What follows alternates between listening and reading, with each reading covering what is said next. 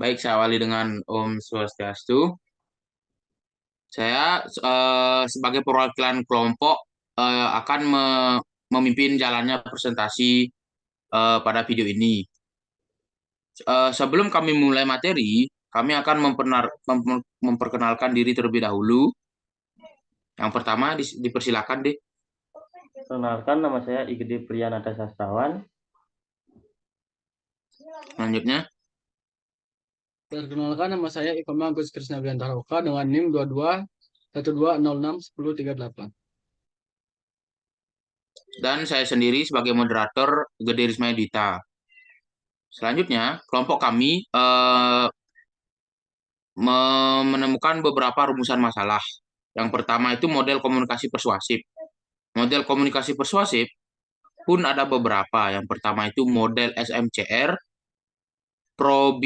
Probabililogical Model, Elaboration Likelihood Model, Heuristic Systematic Model, dan yang terakhir Extended Parallel Process Model.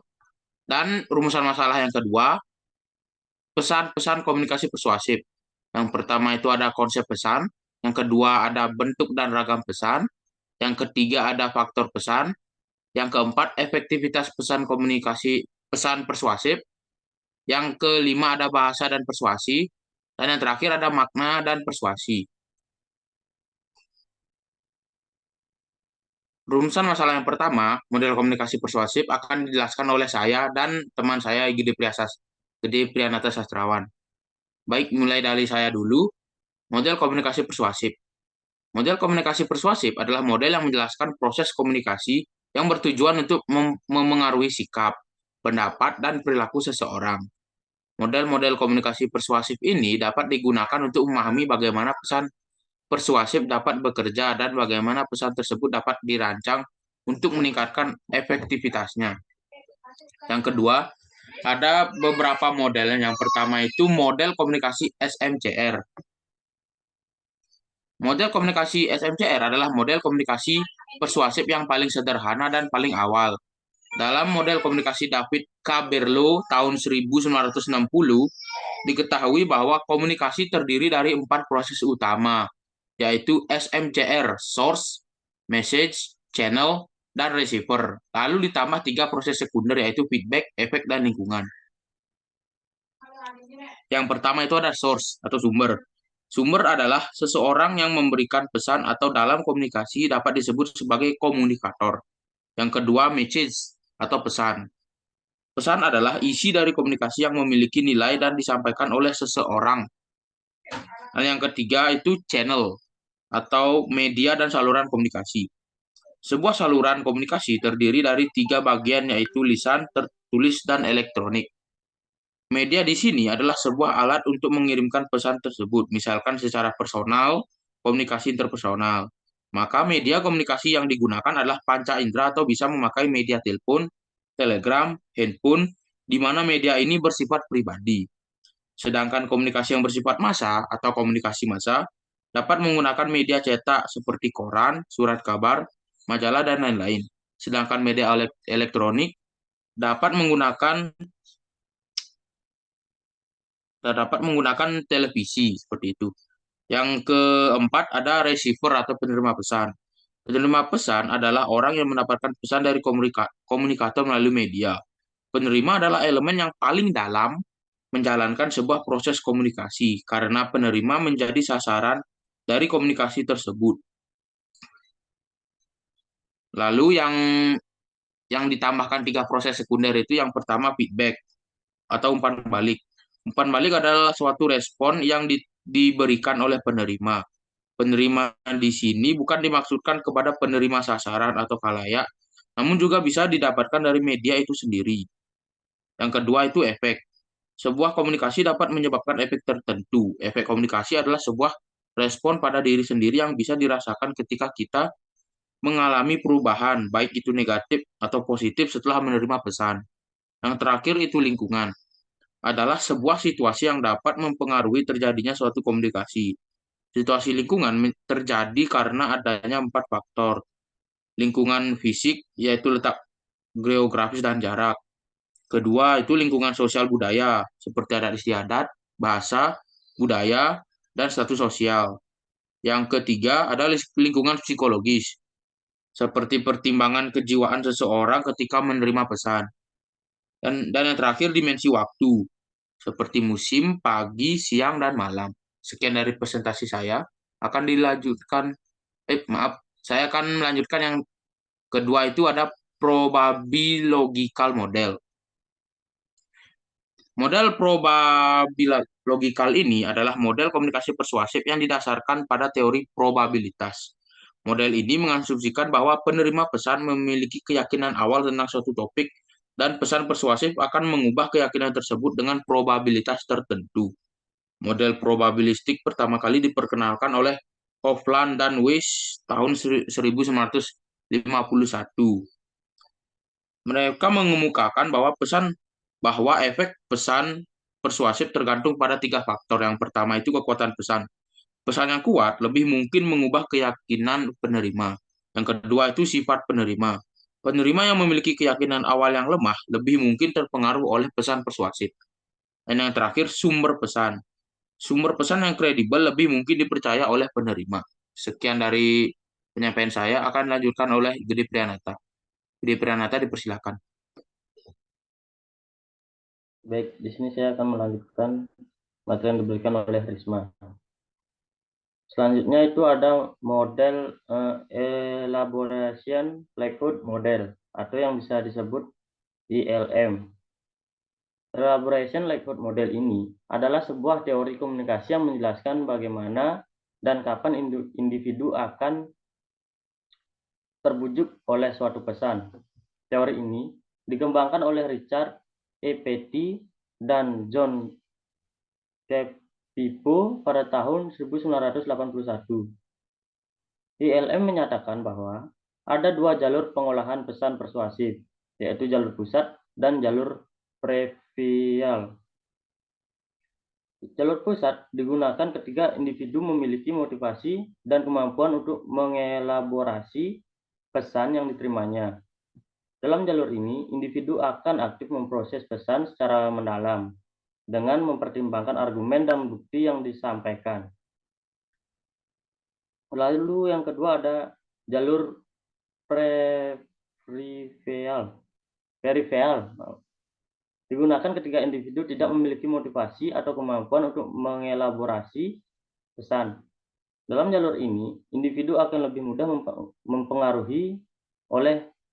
mudah dipengaruhi oleh faktor-faktor peripheral seperti daya tarik komunikator, kredibilitas sumber, atau kesesuaian pesan dengan keyakinan individu.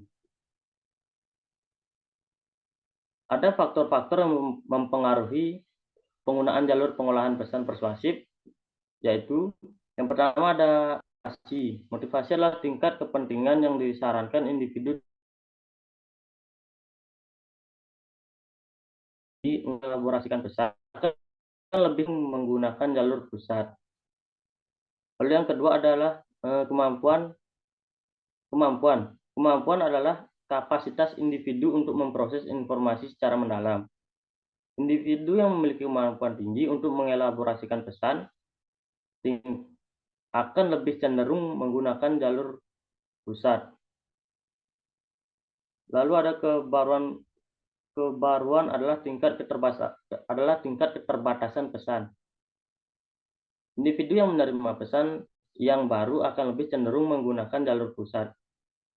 Lalu kompleksitas adalah tingkat kerumitan pesan. Individu yang menerima pesan yang kompleks akan lebih cenderung menggunakan jalur pusat. LM memiliki implikasi penting dalam komunikasi persuasif. Teori ini menunjukkan bahwa komunikator harus memahami faktor-faktor yang mempengaruhi penggunaan jalur pengolahan pesan persuasif agar dapat membuat pesan yang efektif. Lalu selanjutnya ada heuristic cinematic model. Heuristic cinematic model atau bisa disebut HSM adalah model komunikasi persuasif yang dikembangkan Shelley Chaiken, Michael F. Chaiken, dan Alice Eagly pada tahun 1989. Model ini mengasumsikan bahwa penerima pesan dapat memproses pesan persuasif dengan dua cara, yaitu secara sistematis atau heuristik.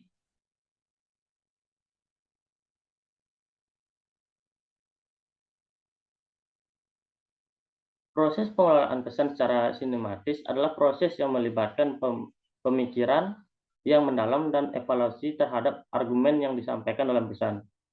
Proses ini membutuhkan usaha dan waktu, dan biasanya dilakukan ketika penerima pesan memiliki motivasi yang tinggi untuk memproses pesan tersebut, atau ketika pesan tersebut dianggap penting oleh penerima pesan. Lalu ada proses pengolahan pesan secara heuristik, adalah proses yang lebih sederhana dan cepat. Proses ini melibatkan penggunaan aturan atau skema kognitif untuk menilai pesan. Aturan atau skema tersebut dapat berupa kesesuaian dengan keyakinan awal, kredibilitas sumber, atau daya tarik pesan.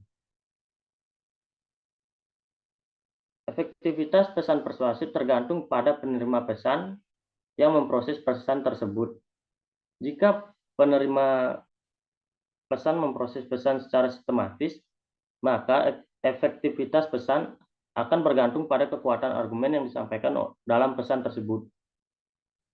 Sebaliknya, kalau penerima pesan memproses pesan secara heuristik, maka efektivitas pesan akan bergantung pada penggunaan aturan atau skema kognitif yang tepat.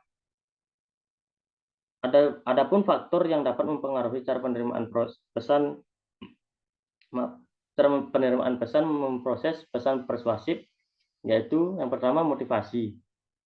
Motivasi penerima adalah pesan yang memiliki motivasi yang tinggi untuk memproses pesan akan lebih cenderung memproses pesan secara sistematis. Lalu dengan kepentingan, penerima pesan akan menganggap pesan tersebut penting akan lebih cenderung memproses pesan secara sistematis.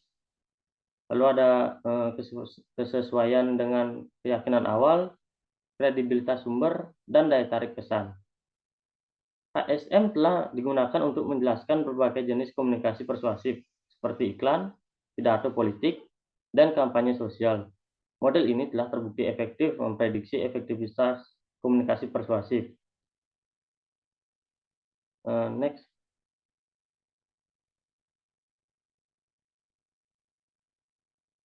Lalu model yang terakhir itu ada Extended Parallel Process Model. Extended Parallel Process Model atau bisa disebut EPPM adalah sebuah teori komunikasi persuasif yang dikembangkan oleh Kim White pada tahun 1992.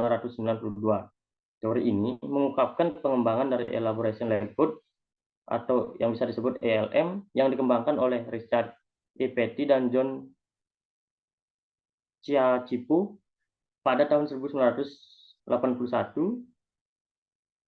EPM mengemukakan bahwa ada dua jalur pengolahan pesan persuasif, yaitu jalur pusat dan jalur peripheral. Yang pertama itu jalur pusat, digunakan ketika individu memiliki motivasi dan kemampuan untuk mengelaborasikan pesan yang diterimanya. Dalam jalur ini, individu akan aktif memproses pesan secara mendalam dengan mempertimbangkan argumen dan bukti yang disampaikan. Lalu jalur peripheral digunakan ketika individu tidak memiliki motivasi atau kemampuan untuk mengelaborasikan pesan. Dalam jalur ini, individu akan lebih mudah dipengaruhi oleh faktor-faktor peripheral seperti daya tarik komunikator, kredibilitas sumber, atau kesesuaian pesan dengan keyakinan individu. EPPM menambahkan satu komponen yang penting dalam proses persuasi, yaitu ancaman atau threat. Ancaman adalah persepsi individu terhadap bahaya atau kerugian yang akan terjadi jika mereka tidak melakukan perubahan perilaku. EPPM menyatakan bahwa ancaman akan mempengaruhi kebutuhan akan mengaktifkan perlindungan atau need for protection individu. Individu yang merasa terancam akan memiliki kebutuhan perlindungan yang tinggi. Kebutuhan akan perlindungannya Kebutuhan akan perlindungan akan mempengaruhi jalur pengolahan pesan persuasif yang akan digunakan individu. Individu yang memiliki kebutuhan akan melindungi yang tinggi akan lebih cenderung menggunakan jalur pusat.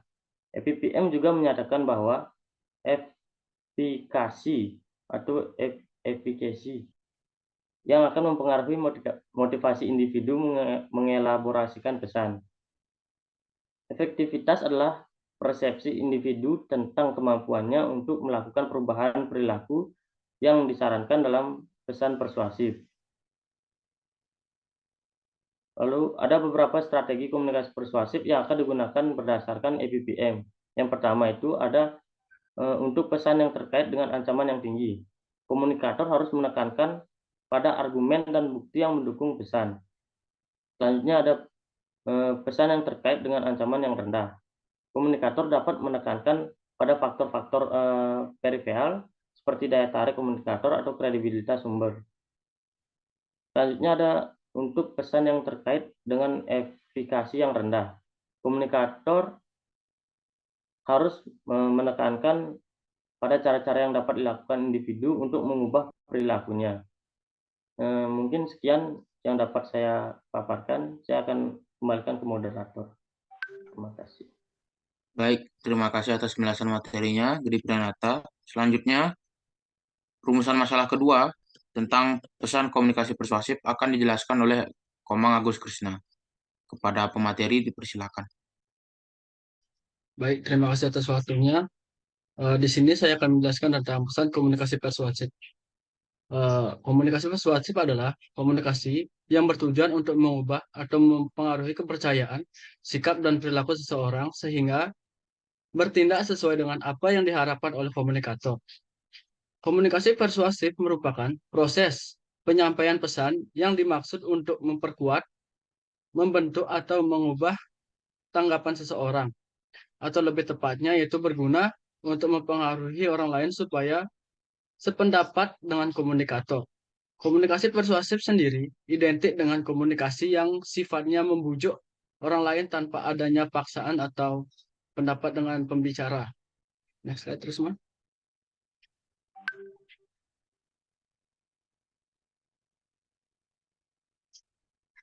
Yang kedua itu ada konsep pesan. Konsep pesan adalah gagasan atau ide yang ingin disampaikan oleh komunikator kepada komunikan melalui simbol-simbol verbal atau nonverbal. Konsep pesan merupakan inti dari proses komunikasi karena tanpa pesan tidak ada komunikasi. Yang ketiga yaitu bentuk dan ragam pesan. Bentuk dan ragam pesan adalah cara penyampaian pesan yang dapat berupa lisan, gambar, gerak tubuh, dan sebagainya. Ragam pesan adalah variasi bahasa yang digunakan dalam pesan sesuai dengan konteks, tujuan, dan audiens komunikasi. Ragam pesan dapat berupa formal, informal, ilmiah, populer, dan sebagainya. Next.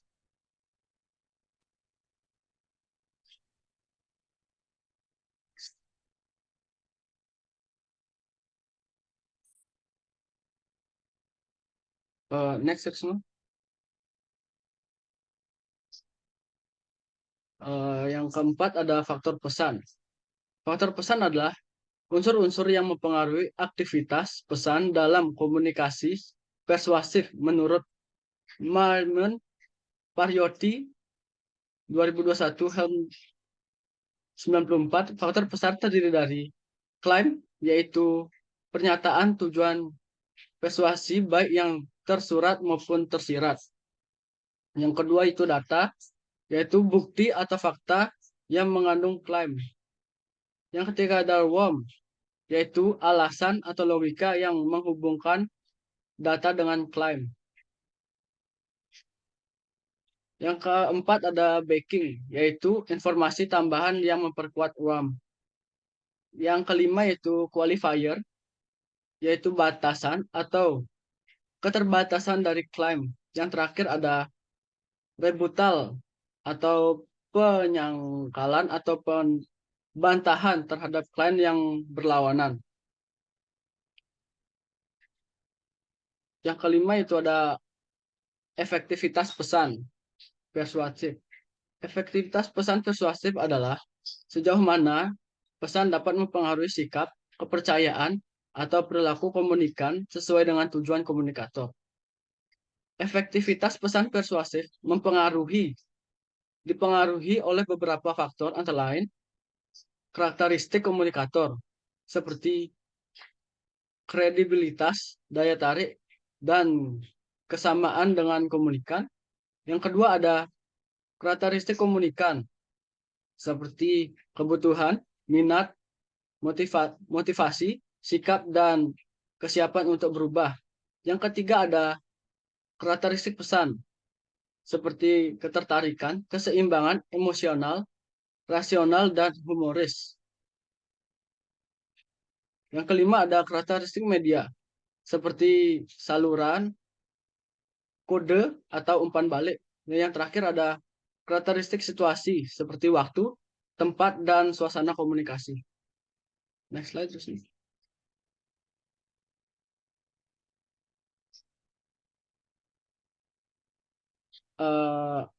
Yang kelima ada bahasa dan persuasi. Bahasa adalah alat utama dalam bentuk komunikasi persuasif karena bahasa dapat menyampaikan pesan yang mengandung makna, nilai, dan emosi. Bahasa juga dapat membangun hubungan antara komunikator dan komunikan, serta mempengaruhi persepsi dan tanggapan komunikan terhadap pesan. Bahasa yang digunakan dalam komunikasi persuasif harus memperhatikan beberapa aspek antara lain.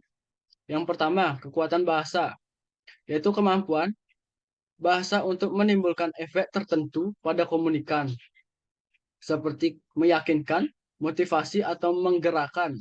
Yang kedua ada kesesuaian bahasa, yaitu menyesuaikan bahasa dengan konteks, tujuan, dan audiens komunikasi, sehingga bahasa dapat dipahami, diterima, dan dihargai oleh komunikan. Yang ketiga ada keindahan bahasa, yaitu penggunaan bahasa yang menarik, menyenangkan, dan memikat perhatian komunikan, seperti dengan menggunakan majas, metafora, atau rima. Dan yang terakhir yaitu yang keenam, makna dan persuasif. Makna adalah isi atau pesan yang terkandung dalam bahasa atau simbol yang digunakan dalam komunikasi. Makna dapat bersifat denotatif atau konotatif. Makna denotatif adalah makna yang bersifat objektif, literal, atau sesuai dengan kamus. Makna konotatif adalah makna yang bersifat subjektif, figuratif, atau sesuai dengan konteks. Persuasi adalah proses mempengaruhi orang lain melalui komunikasi yang menggunakan bahasa atau simbol. Persuasi dapat memanfaat makna denotatif atau konotatif untuk mencapai tujuannya. Para sufi itu lo akan mengenal Tuhan. Jadi ketika lanjut, makna denotatif dapat digunakan untuk memberikan informasi yang jelas, akurat, dan logis. Makna konotatif dapat digunakan untuk memberikan informasi yang bernilai, bermakna, dan emosional.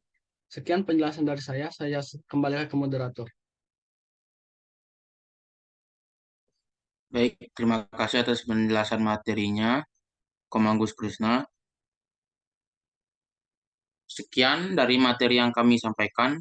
Jika ada salah kata dan yang kurang berkenan di hati, mohon dimaafkan. Kami tutup dengan Paramasanti.